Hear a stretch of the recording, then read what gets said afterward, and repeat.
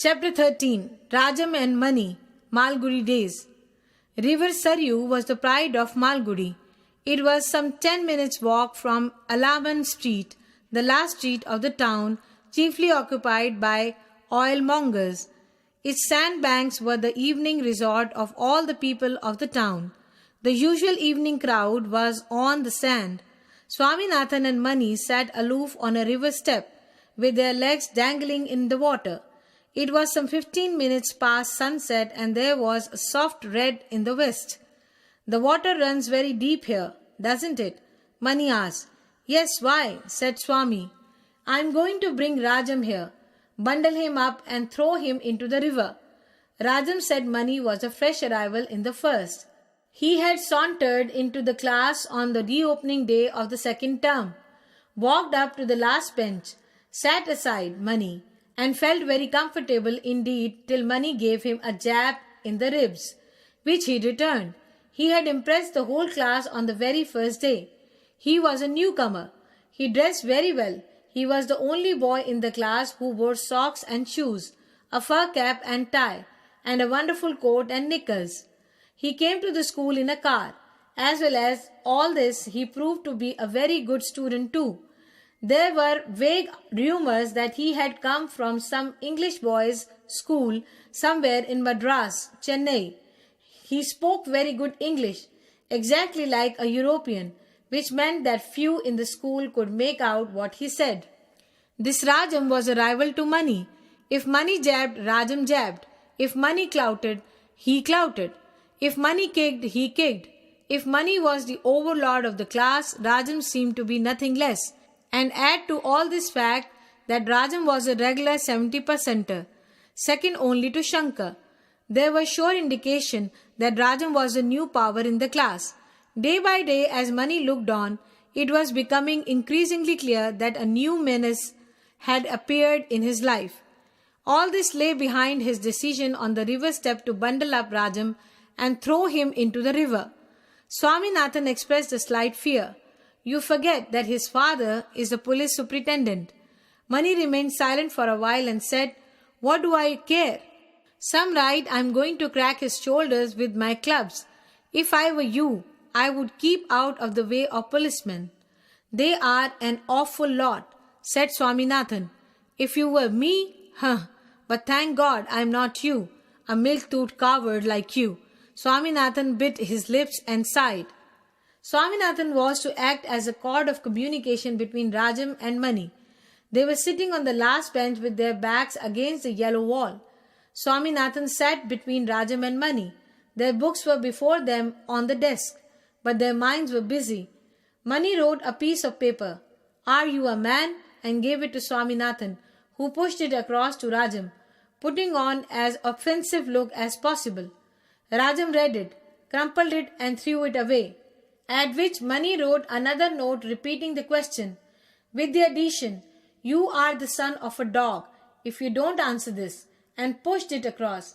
Rajam hissed into Swaminathan's face, "You scoundrel, don't disturb me," and crumpled the letter up. Further progress was stopped. "Swaminathan, stand up," said the teacher. Swaminathan stood up faithfully. "What is Lisbon famous for?" asked the teacher. Swaminathan hesitated and ventured, "For being the capital of Spain." The teacher bit his moustaches and fired a second question. "What do you know about the Indian climate?" "It is hot in summer and cold in winter."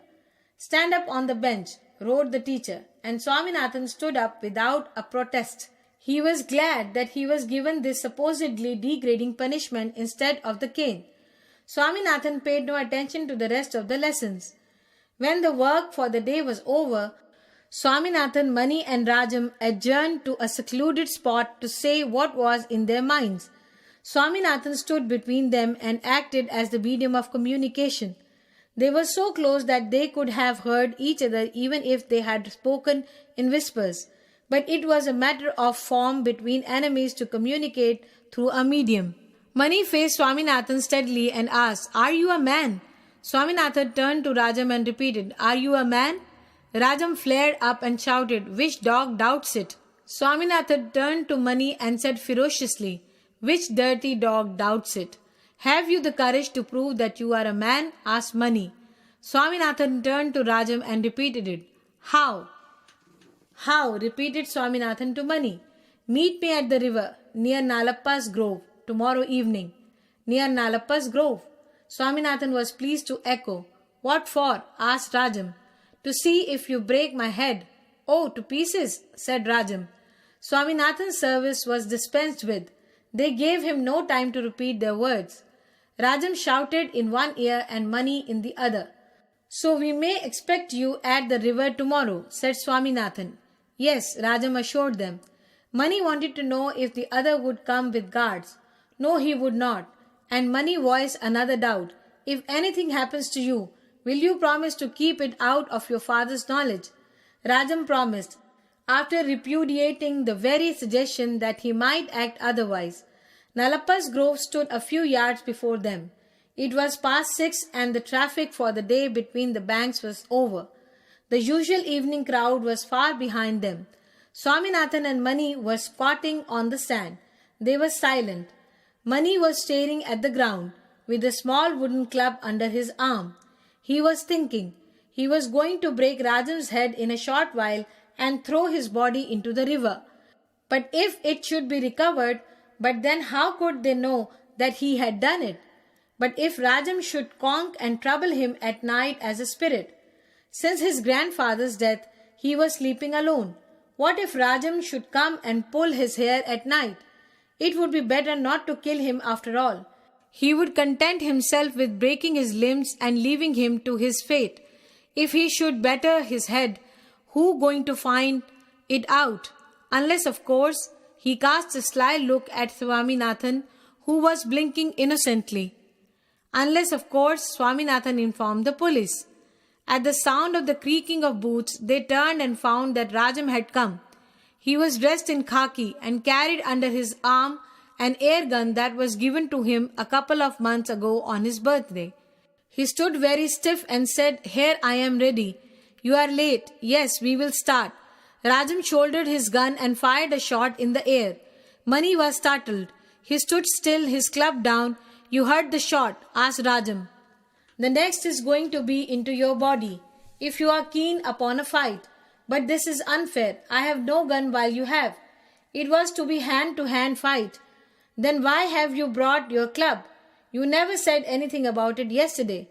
Mani hung down his head. What have I done to offend you? Asked Rajam. You called me a sneak before someone. That is a lie. There was an awkward pause. If this is all the cause of your anger, forget it. I won't mind being friends. Nor I, said Mani. Swaminathan gasped in astonishment. In spite of his posing before Mani, he admired Rajam intensely and longed to be his friend. Now this was the happiest conclusion to all the unwanted trouble. He danced with joy. Rajam lowered his gun and Main dropped his club. To show his goodwill, Rajam pulled out of his pocket half a dozen biscuits. The river's mild rumble, the rustling of the peepal leaves, the half light of the late evening, and the three friends eating and glowing with new friendship. Swaminathan felt at perfect peace with the world. A story from Malgudi school days by R.K.